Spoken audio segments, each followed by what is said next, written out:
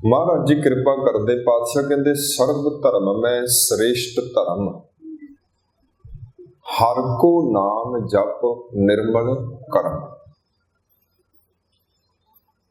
अकाल पुरख दियां दो बहुत ही कीमती बख्शिशां ने और जिहदे ते अकाल पुरख त्रुटदा है, जिहदे ते अकाल पुरख दी वाहिगुरु जी दी कृपा हुंदी है, महाराज उन्होंने ये दो बख्शिशां दे के नवाजदा है। पहली कृपा, पहली बख्शिश रब दा प्यारा ये गल जानदा है कि रब दे नाल तालुकात कैसे बनते हैं। जिवें तुहानूं पता है कि संसार दे अंदर रहिंदियां जिहड़े साडे संबंध ने साडे परिवार नाल, साडे भैण भरावां नाल, साडे माता पिता नाल, साडे मित्रां सज्जनां प्यारिआं दे नाल, वो किस प्रकार बनते ने ते किस ढंग दे नाल, किस तरीके दे नाल उन्हां नूं होर गूढ़ा, होर चंगा, होर वधिया बनाया जा सकदा है। किस प्रकार उन्हां संबंधां दे अंदर होर चंगे रंग भरे जा सकते हैं। एक चंगा व्यक्ति जिसनूं इस जुगत दा पता है, वो जानदा है कि संबंध किवें गहरे बनाए जा सकते हैं।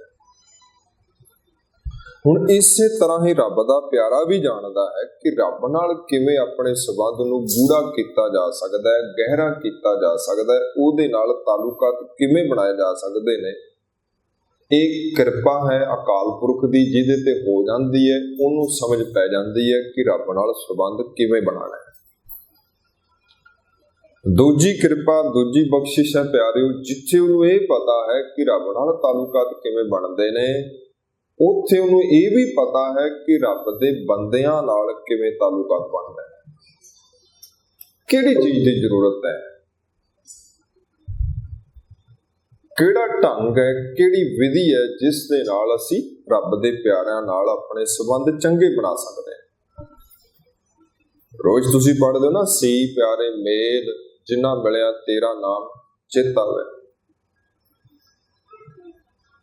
तो रब दियां, परमात्मा दियां, अकाल पुरख दियां दो बख्शिशां ने। पहली अकाल पुरख नाल संबंध किवें जुड़दा है, दूजी रब दे प्यारिआं नाल संबंध किवें जुड़दा है। हुण रब नाल तालुकात किवें बनेगा, उहदे लई इबादत बड़ी जरूरी है, बंदगी बड़ी जरूरी है। अगर तुसीं चाहते हो कि तुहाडा ते परमात्मा दा संबंध बन जाए, ते सतगुरु जी कहते हैं कि उहदे लई तुहाडे कोल इबादत होनी चाहिए, बंदगी होनी चाहिए है, भगती होनी चाहिए है। और इबादत कदों हुंदी है? इबादत दे लई भी दो चीज़ां चाहिए। इबादत दे लई सब तो पहली चीज है जिहदी बहुत जरूरत है, वो है आले दर्जे दा प्रेम। दूजा जिहड़ी जरूरत है वो आले दर्जे दा समर्पण। साच कहूं सुन लेहो सबै जिन प्रेम कियो तिन ही प्रभ पाए। अगर तुहाडे कोल प्रेम है, अगर तुहाडे कोल समर्पण है, फिर तुसी इबादत कर सकते हो। ते इबादत जिहड़ी है वो तुहाडे संबंध बना दिंदी है अकाल पुरख नाल, परमात्मा नाल, रब नाल। हुण जरूरी की है? जरूरी है तुहाडे कोल, तुहाडे हिरदे च प्रेम होवे। जरूरी की है? तुहाडे कोल समर्पण होवे। और ये दोवें चीज़ां जेकर होणगियां ते इकट्ठियां ही होणगियां, अगर नहीं तो इन्हां चों एक चीज भी तुहाडे कोल नहीं होएगी। अगर समर्पण होएगा तो प्रीत होएगी, अगर प्रीत होएगी तो समर्पण होएगा। और प्रेम दा जिहड़ा पहला ते आखिरला सबक है वो यही है कि अपना आपा अपने प्यारे दे चरनां च भेट कर दिओ। यही प्रेम है। ਜਿਹਨੂੰ ਸਤਿਗੁਰੂ ਜੀ ਕਹਿੰਦੇ ਤਨ ਮਨ ਧਨ ਸਭ ਸੌਂਪ ਗੁਰ ਕੋ। ਇਹ ਪਹਿਲੀ ਪੌੜੀ ਹੈ ਤੇ ਸਮਝੋ ਅਖੀਰਲੀ ਪੌੜੀ ਵੀ ਇਹੀ ਹੈ। ਆਰੰਭਤਾ ਵੀ ਇੱਥੋਂ ਹੀ ਹੈ ਤੇ ਅਖੀਰ ਵੀ ਇੱਥੇ।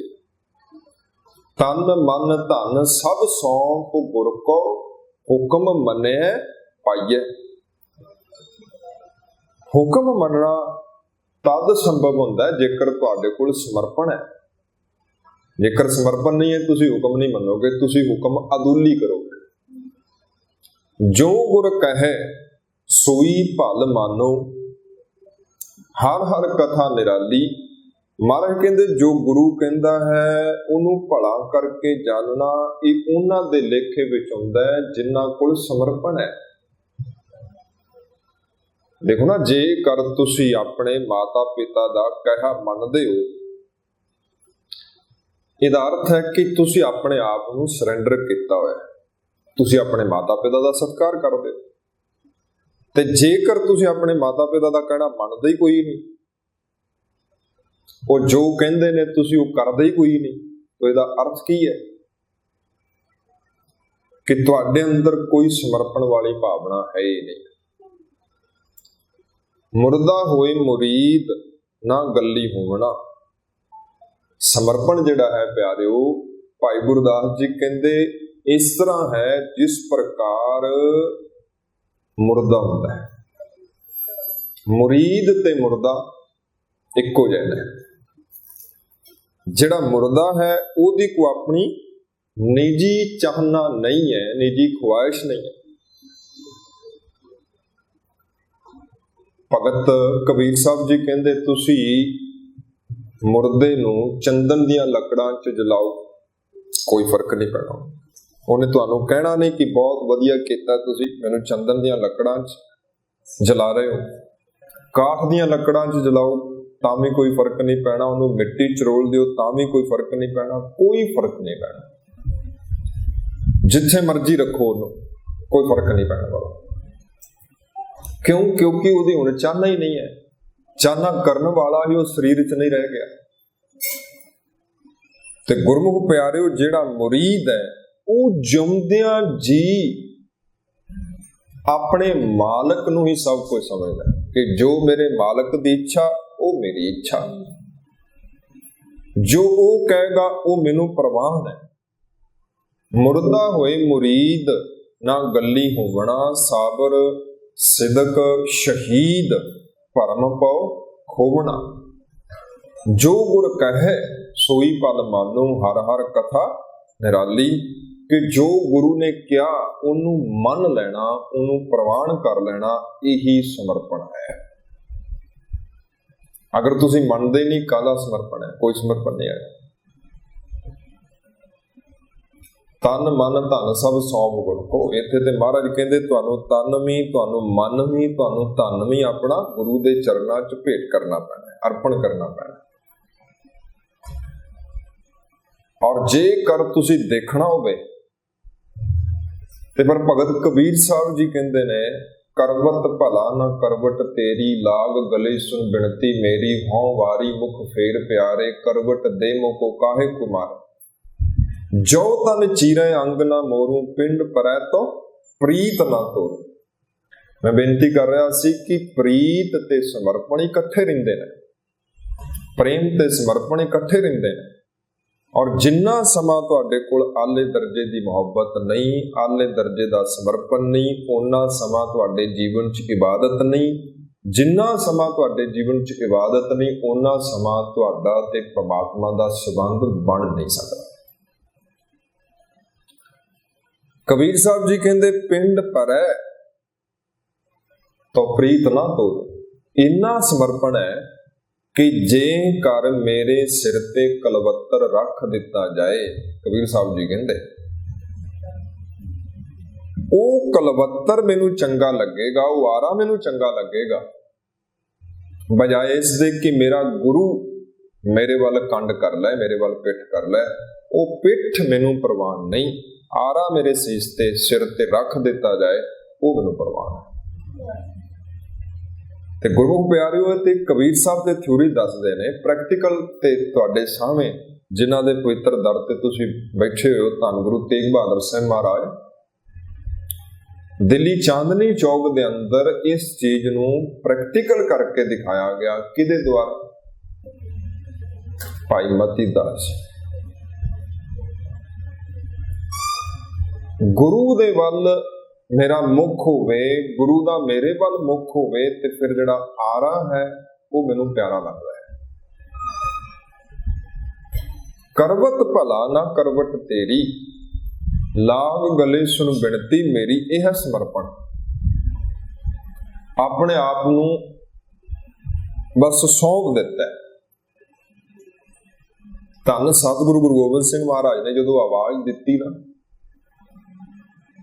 ਕਿ ਮੈਨੂੰ ਇੱਕ ਸੀਸ ਦੀ, ਸਿਰ ਦੀ ਲੋੜ ਹੈ, ਤਾਂ ਗੁਰਮੁਖ ਪਿਆਰਿਓ ਉੱਥੇ ਉਹੀ ਉੱਠਿਆ ਸੀ ਜਿਨਨੇ ਪੂਰਨ ਰੂਪ ਦੇ ਅੰਦਰ ਆਪਣੇ ਆਪ ਨੂੰ ਗੁਰੂ ਦੇ ਚਰਨਾਂ 'ਚ ਅਰਪਣ ਕਰ ਦਿੱਤਾ। ਬਿਨਾਂ ਸਮਰਪਣ ਤੋਂ ਤੇ ਦੇਖੋ ਉੱਠਿਆ ਨਹੀਂ ਨਾ ਜਾ ਸਕਦਾ।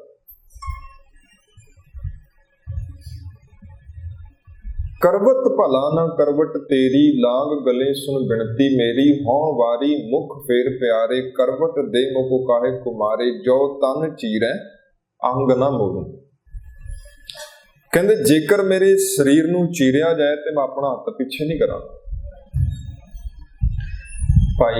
ਭਾਈ ਮਣੀ ਸਿੰਘ ਜੀ, ਜਦੋਂ ਉਹਨਾਂ ਦਾ ਬੰਦ ਕੱਟਿਆ ਗਿਆ ਸੀ ਤੇ ਉਹਨਾਂ ਨੇ ਆਪਣਾ ਹੱਥ ਪਿੱਛੇ ਨਹੀਂ ਸੀ ਖਿੱਚਿਆ ਵੀ ਨਹੀਂ, ਮੈਂ ਇਹ ਬੰਦ ਨਹੀਂ ਕਟਵਾਉਣਾ ਚਾਹੁੰਦਾ। ਜੋ ਤਨ ਚੀਰੈ ਅੰਗ ਨਾ ਮੋਰੂ, ਪਿੰਡ ਪਰੈ ਪ੍ਰੀਤ ਨਾ ਤੋਰੂ, ਬੇਸ਼ੱਕਾ ਪਿੰਡ ਮੀਨ ਸਰੀਰ, ਬੇਸ਼ੱਕ ਮੇਰਾ ਸਰੀਰ ਗਲ ਜਾਏ, ਬਰਫ਼ ਦੇ ਅੰਦਰ ਇਹਨੂੰ ਗਾਲ ਦਿੱਤਾ ਜਾਏ, ਮੈਂ ਗਲਣਾ, ਇਸ ਸਰੀਰ ਨੂੰ ਗਲਣਾ ਤੇ ਪ੍ਰਵਾਨ ਕਰ ਲਾਂਗਾ, ਪਰ ਮੈਂ ਪ੍ਰੀਤ ਨੂੰ ਛੱਡਣਾ ਪ੍ਰਵਾਨ ਨਹੀਂ ਕਰਾਂ। ਪ੍ਰੀਤ ਹੈ ਤੇ ਸਮਰਪਣ ਹੈ। ਸਮਰਪਣ ਹੈ ਤੇ ਇਹਦਾ ਅਰਥ ਹੈ ਜਿਹਦੇ ਲਈ ਤੁਸੀਂ ਸਮਰਪਣ ਕਰਦੇ ਪਏ ਹੋ, ਤੁਹਾਡਾ ਉਹਦੇ ਨਾਲ ਬਹੁਤ ਗਹਿਰਾ ਪ੍ਰੇਮ ਹੋਏਗਾ। ਕਦੀ ਸੰਸਾਰ ਦੇ ਅੰਦਰ ਵੀ ਇਹ ਚੀਜ਼ ਦਿਖਾਈ ਦਿੰਦੀ, ਉਹ ਵੱਖਰੀ ਗੱਲ ਹੈ ਕਿ ਉੱਥੇ ਮੋਹ ਹੁੰਦਾ ਹੈ।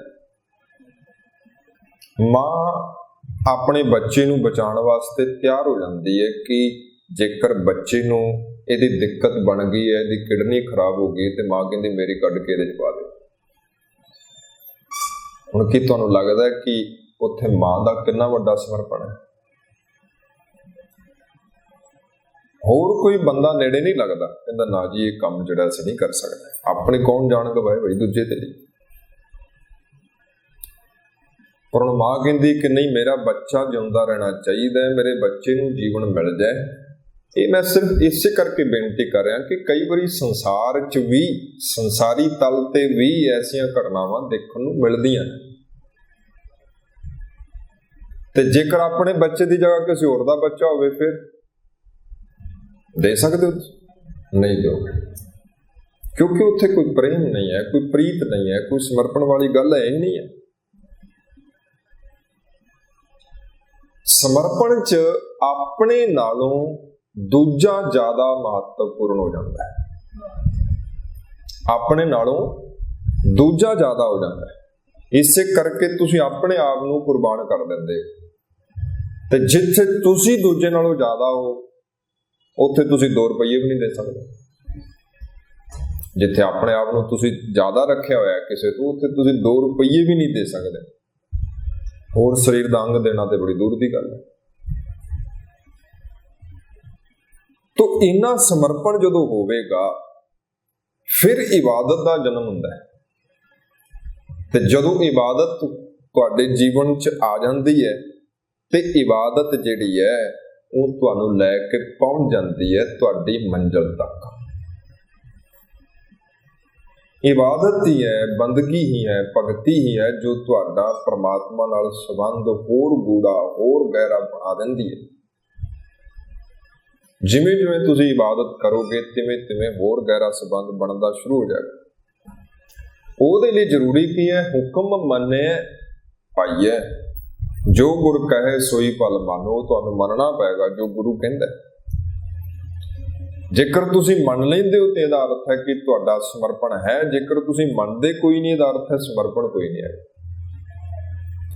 ਮੰਨ ਲੈਂਦੇ ਹੋ ਤੇ ਇਹਦਾ ਅਰਥ ਹੈ ਤੁਹਾਡੀ ਪ੍ਰੀਤ ਹੈ, ਜੇਕਰ ਮੰਨਦੇ ਨਹੀਂ ਇਹਦਾ ਅਰਥ ਹੈ ਤੁਹਾਡੀ ਕੋਈ ਪ੍ਰੀਤ ਨਹੀਂ ਗੁਰੂ ਨਾਲ। ਬੇਸ਼ੱਕ ਕਹਿਣ ਨੂੰ ਆਪਾਂ ਲੱਖ ਕਹੀ ਜਾਈਏ ਕਿ ਮੈਂ ਸਤਿਗੁਰੂ ਗੁਰੂ ਗ੍ਰੰਥ ਸਾਹਿਬ ਮਹਾਰਾਜ ਨੂੰ ਮੰਨਦਾ, ਮੈਂ ਗੁਰੂ ਨਾਨਕ ਮਹਾਰਾਜ ਜੀ ਨੂੰ ਮੰਨਦਾ, ਪਰ ਜੇਕਰ ਹੁਕਮ ਨਹੀਂ ਮੰਨਿਆ ਤੇ ਇਹਦਾ ਅਰਥ ਹੈ ਤੁਸੀਂ ਮੰਨਿਆ ਵੀ ਨਹੀਂ। ਫਿਰ ਤੋਂ ਪਹਿਲੀ ਬਖਸ਼ਿਸ਼ ਕੀ ਹੈ ਰੱਬ ਦੀ? ਪਹਿਲੀ ਬਖਸ਼ਿਸ਼ ਇਹ ਹੈ ਕਿ ਕਿਰਪਾ ਜਦੋਂ ਕਰਦਾ ਹੈ ਅਕਾਲ ਪੁਰਖ ਤੇ ਤੁਹਾਨੂੰ ਪਤਾ ਲੱਗ ਜਾਂਦਾ ਹੈ ਕਿ ਅਕਾਲ ਪੁਰਖ ਨਾਲ ਸੰਬੰਧ ਕਿਵੇਂ ਜੋੜਨਾ ਹੈ। ਜਿਵੇਂ ਕਈ ਵਾਰੀ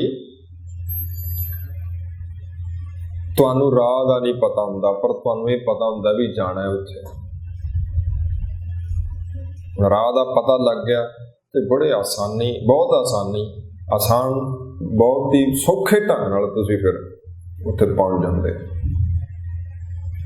ਪਰ ਜੇਕਰ ਪਤਾ ਨਹੀਂ ਹੈ ਫਿਰ ਤੁਸੀਂ ਭਟਕਦੇ ਰਹੋਗੇ ਸੱਜੇ ਖੱਬੇ ਇੱਧਰ ਉੱਧਰ। ਤੁਹਾਡਾ ਇੱਕ ਇੱਕ ਕਦਮ ਹੋ ਸਕਦਾ ਤੁਹਾਡੀ ਮੰਜ਼ਿਲ ਤੋਂ ਤੁਹਾਡੀ ਦੂਰੀ ਹੋਰ ਬਣਾ ਦੇ। ਤੋ ਇਹ ਤਰਸ ਹੁੰਦਾ ਹੈ ਕਿ ਜਦੋਂ ਤੁਹਾਨੂੰ ਪਤਾ ਲੱਗ ਗਿਆ ਕਿ ਆਹ ਰਾਹ ਹੈ, ਫਿਰ ਤੁਹਾਡੇ ਲਈ ਮੰਜ਼ਿਲ ਤੇ ਪਹੁੰਚਣਾ ਸੌਖਾ। ਪਰ ਜੇਕਰ ਤੁਹਾਨੂੰ ਪਤਾ ਹੀ ਨਹੀਂ ਰਾਹ ਕਿਹੜਾ ਹੈ ਤੇ ਤੁਸੀਂ ਫਿਰ ਭਟਕਦੇ ਰਹਿਣਾ। ਅਕਾਲ ਪੁਰਖ ਦੀ ਸਭ ਤੋਂ ਵੱਡੀ ਬਖਸ਼ਿਸ਼ ਹੁੰਦੀ ਹੈ ਜਦੋਂ ਤੁਹਾਨੂੰ ਪਤਾ ਲੱਗ ਜਾਂਦਾ ਹੈ ਕਿ ਰੱਬ ਨਾਲ ਤਾਲੁਕਾਤ ਕਿਵੇਂ ਬਣਨੇ ਨੇ। ਤਾਲੁਕਾਤ ਬਣਨੇ ਨੇ ਇਬਾਦਤ ਨਾਲ, ਬੰਦਗੀ ਨਾਲ, ਭਗਤੀ ਨਾਲ। ਦੂਜੇ ਨੰਬਰ ਤੇ ਬਖਸ਼ਿਸ਼ ਹੁੰਦੀ ਹੈ ਕਿ ਰੱਬ ਦੇ ਪਿਆਰਿਆਂ ਨਾਲ ਤਾਲੁਕਾਤ ਕਿਵੇਂ ਬਣਨਾ ਹੈ। ਇਸ ਪਾਵਨ ਬਚਨ ਦੇ ਅੰਦਰ ਸਰਬ ਧਰਮ ਮੈਂ ਸ੍ਰੇਸ਼ਟ ਧਰਮ, ਹਰ ਕੋ ਨਾਮ ਜਪ, ਨਿਰਮਲ ਕਰਮ, ਮਹਾਰਾਜ ਨੇ ਦੋਨਾਂ ਦਾ ਢੰਗ ਦੱਸਿਆ ਹੈ। ਪਹਿਲਾ ਮਹਾਰਾਜ ਕਹਿੰਦੇ ਉਹਦੇ ਨਾਲ ਸੰਬੰਧ ਕਿਵੇਂ ਬਣਨਾ ਹੈ, ਇਬਾਦਤ ਕਰਕੇ। ਤੇ ਇਬਾਦਤ ਕੀ ਹੈ? ਸਰਬ ਧਰਮ ਮੈਂ ਸ੍ਰੇਸ਼ਟ ਧਰਮ, ਹਰ ਕੋ ਨਾਮ ਜਪ। ਆਹੀ ਹੈ ਸਭ ਤੋਂ ਵੱਡੀ ਇਬਾਦਤ, ਆਹੀ ਸਭ ਤੋਂ ਵੱਡਾ ਧਰਮ ਹੈ, ਹਰ ਕੋ ਨਾਮ ਜਪ। ਜਪ ਕੇ ਉਹਦੇ ਨਾਲ ਸੰਬੰਧ ਬਣਨੇ ਨੇ। ਤੇ ਖਲਕਤ ਨਾਲ ਤੁਹਾਡਾ ਸੰਬੰਧ ਕਿਵੇਂ ਬਣਨਾ ਹੈ ਜੀ? ਅੱਗੇ ਮਹਾਰਾਜ ਕਹਿੰਦੇ ਹਰ ਕੋ ਨਾਮ ਜਪ, ਨਿਰਮਲ ਕਰਮ। ਸੰਸਾਰ ਨਾਲ ਤੁਹਾਡੇ ਸੰਬੰਧ ਬਣਦੇ ਨੇ ਤੁਹਾਡੇ ਕਰਮਾਂ ਕਰਕੇ। ਜਿੰਨੇ ਜ਼ਿਆਦਾ ਕਰਮ ਤੁਹਾਡੇ ਪਵਿੱਤਰ ਹੋਣਗੇ ਉਨਾ ਤੁਹਾਡਾ ਵਿਵਹਾਰ ਪਵਿੱਤਰ ਹੋਏਗਾ। ਜਿੰਨਾ ਤੁਹਾਡਾ ਜ਼ਿਆਦਾ ਵਿਵਹਾਰ ਪਵਿੱਤਰ ਹੋਏਗਾ ਉਨਾ ਤੁਹਾਡੇ ਸੰਬੰਧ ਦੂਜਿਆਂ ਨਾਲ ਭਲੇ ਗਹਿਰੇ ਬਣ ਜਾਣਗੇ। ਜੇਕਰ ਤੁਸੀਂ ਆਪਣੇ ਭਰਾ ਲਈ ਇਮਾਨਦਾਰ ਨਹੀਂ ਤਾਂ ਕੀ ਤੁਹਾਡੇ ਭਰਾ ਨਾਲ ਚੰਗੇ ਸੰਬੰਧ ਬਣ ਸਕਦੇ? ਜੇਕਰ ਉੱਥੇ ਤੁਸੀਂ ਚੰਗੇ ਕਰਮ ਜਿਹੜੇ ਨੇ ਉਹਨਾਂ ਨੂੰ ਇੱਕ ਪਾਸੇ ਰੱਖ ਦਿੰਦੇ ਹੋ ਔਰ ਬੁਰੇ ਕੰਮ ਅਖਤਿਆਰ ਕਰ ਲੈਂਦੇ ਹੋ, ਨਹੀਂ ਤੁਹਾਡਾ ਸੰਬੰਧ ਬਣ ਪਾਏਗਾ ਗਹਿਰਾ। ਤੁਸੀਂ ਫਿਰ ਕੀ ਕਰੋਗੇ? ਲੜਦੇ ਰਹੋਗੇ। ਤੁਸੀਂ ਕੀ ਕਰੋਗੇ? ਇੱਕ ਘਰ ਦੇ ਅੰਦਰ ਹੀ ਦੀਵਾਰ ਖੜੀ ਕਰ ਲੋਗੇ, ਇੱਕ ਘਰ ਦੇ ਦੋ ਘਰ ਬਣਾ ਲਓਗੇ। ਫਿਰ ਤੁਸੀਂ ਜ਼ਮੀਨ ਜਾਇਦਾਦ ਵੰਡਣੀ ਸ਼ੁਰੂ ਕਰ ਦੋਗੇ। ਫਿਰ ਤੁਸੀਂ ਮਾਂ ਪਿਓ ਵੀ ਵੰਡ ਲਓਗੇ। ਬਈ 6 ਮਹੀਨੇ ਬਾਪੂ ਮੇਰੇ ਨਾਲ ਰਹੇਗਾ, 6 ਮਹੀਨੇ ਤੇਰੇ ਨਾਲ ਰਹੇਗਾ। ਕਿਉਂ ਐਸਾ ਹੋ ਗਿਆ? ਕਿਉਂਕਿ ਤੁਹਾਡੇ ਕੋਲ ਉੱਤਮ ਕਰਮ ਨਹੀਂ ਹੈ, ਨਿਰਮਲ ਕਰਮ ਨਹੀਂ ਹੈ। ਔਰ ਕਰਮਾਂ ਦੇ ਅੰਦਰ ਮਨਿਲਤਾ ਕਿਵੇਂ ਬਣਦੀ ਹੈ ਜੀ? ਉਹਦੇ ਲਈ ਗੱਲ ਧਿਆਨ ਚ ਲੈ ਲਿਓ। ਜਦੋਂ ਤੁਹਾਡੇ ਜੀਵਨ ਚ ਲੋਭ ਆਏਗਾ, ਲਾਲਚ ਆਏਗਾ, ਉਸੇ ਵਕਤ ਤੁਹਾਡੇ ਕਰਮ ਨਿਰਮਲ ਤੋਂ ਮੈਲੇ ਹੋਣੇ ਸ਼ੁਰੂ ਹੋ ਜਾਣਗੇ। ਜਦੋਂ ਤੁਹਾਡੇ ਜੀਵਨ ਚ ਲੋਭ, ਲਾਲਚ, ਦਵੈਸ਼, ਈਰਸ਼ਾ ਤੇ ਨਫ਼ਰਤ ਆ ਗਈ, ਉਹ ਤੁਹਾਡੇ ਕਰਮਾਂ ਨੂੰ ਬਿਲਕੁਲ ਬਦਲ ਦੇਗੀ। ਤੁਹਾਡੇ ਕਰਮ ਆਲੇ ਦਰਜੇ ਦੇ ਮਾੜੇ ਹੋਣੇ ਸ਼ੁਰੂ ਹੋ ਜਾਣਗੇ। ਤੇ ਮਹਾਰਾਜ ਕਹਿੰਦੇ ਜੇਕਰ ਤੂੰ ਖਲਕਤ ਦੇ ਨਾਲ ਪ੍ਰੇਮ ਬਣਾਉਣਾ ਹੈ, ਸੰਬੰਧ ਬਣਾਉਣੇ ਨੇ, ਉਹਦੇ ਲਈ ਨਿਰਮਲ ਕਰਮ ਤੇਰੇ ਪੱਲੇ ਹੋਣੇ ਚਾਹੀਦੇ ਨੇ। ਫਰਿੱਦਾ ਖਾਲਕ ਖਲਕ ਮੈਂ, ਖਲਕ ਵਸੈ ਰੱਬ ਮਾਹੇ। ਤੋ ਖਲਕਤ ਤੇ ਰੱਬ ਜੁੜਿਆ ਹੋਇਆ ਹੈ। ਇਬਾਦਤ ਤਾਂ ਜੇਕਰ ਤੁਹਾਡੇ ਕਰਮ ਚੰਗੇ ਨੇ, नहीं तो इबादत भी नहीं हुंदी, क्योंकि जिहदी तुसीं इबादत करनी है वो जिन्ना च वसदा है तुसीं उहनां नाल चंगे व्यवहार ही नहीं करते। ते इबादत की कहेगी? बंदा नितनेम रोजाना करदा है, सेवा रोजाना करदा है, पर इस दे बावजूद भी मन च नफरत रखदा है, दूजियां लई द्वेष रखदा है, ईर्षा रखदा है, कठोर बोल बोलदा है, रिश्वतखोरी करदा है, चोरी करदा है, ठगी ठोरी करदा है, तो की ओदा नितनेम ते ओदी बंदगी, ओदी इबादत किसे थां पै सकदी है? एक पासे ते ओ रब नूं कहंदा है कि तू ही सब कुछ है, दूजे पासे ओ रब नूं लुੱਟਣ ते लगा होया। देखो ना, नाले ते आपां इह गल कहने कि सब च रब ही है, फिर जिन्हों लुੱਟਦੇ पए ਉਹਦੇ च रब नहीं हैगा। ਜਿਹਦੇ ਨਾਲ ਆਪਾਂ ਮਾੜਾ ਵਿਵਹਾਰ ਕਰਦੇ ਪਏ ਉਹਦੇ ਚ ਰੱਬ ਨਹੀਂ ਹੈਗਾ। ਜਿਹਦਾ ਅਸੀਂ ਸ਼ੋਸ਼ਣ ਕਰਦੇ ਪਏ ਆ, ਜਿਹਦੇ ਨਾਲ ਧੱਕਾ ਕਰਦੇ ਪਏ ਆਪਾਂ, ਕਿ ਉਹਦੇ ਚ ਰੱਬ ਨਹੀਂ ਹੈਗਾ। ਇੱਕ ਪਾਸੇ ਉਸੇ ਰੱਬ ਦੀ ਇਬਾਦਤ, ਇੱਕ ਪਾਸੇ ਉਸੇ ਰੱਬ ਨਾਲ ਆਪਾਂ ਮਾੜਾ ਕਰਨ ਦਾ ਯਤਨ ਕਰਦੇ ਆ, ਕਿਉਂਕਿ ਰੱਬ ਉਹਦੇ ਅੰਦਰ ਹੀ ਹੈ ਨਾ ਜਿਹਦੇ ਨਾਲ ਅਸੀਂ ਮਾੜਾ ਕਰਦੇ ਪਏ। ਰੋਜ਼ ਤੁਸੀਂ ਪੜ੍ਹਦੇ ਹੋ ਸਭ ਮਹਿ ਜੋਤ ਜੋਤ ਹੈ ਸੋਏ ਤਿਸ ਦਾ ਚਾਨਣ ਸਭ ਮੈਂ ਚਾਨਣ ਹੋਏ। आप जी पढ़ते हो सब घट राम बोले रामा बोले राम बिना को बोले, सब गोविंद है सब गोविंद है गोविंद बिन नहीं कोई। तो ये दोवें चीज़ां जुड़ियां हुई ने, निर्मल कर्म ते इबादत। अगर तुसी इन्हां चों एक नूं छड्ड दिंदे हो ते दूजी अपने आप ही छुट जाणी। इन्हां चों एक नूं तुसी पकड़ लैंदे हो, दूजी अपने आप पकड़ च आ जाणी। पर जेकर तुसी एक नूं फड़ लेंदे हो, दूजी नूं छड्ड दिंदे हो, फिर तुसी अपने नाल भी धोखा करोगे, दूजियां नाल भी धोखा करोगे। जिन्हों महाराज जी पता की कहते पावन बाणी च, सतगुरु गुरु नानक महाराज जी कहते ने, पढ़ पुस्तक संध्या बादंग सिल पूजस बगुल समादंग, मुख झूठ बभूखण सारंग, त्रैपाल ध्याल विचारंग, गल माला तिलक ललाटंग, दो धोती बस्त्र कपाट। महाराज कहते दोनों वक्त धार्मिक पुस्तक पढ़दा है,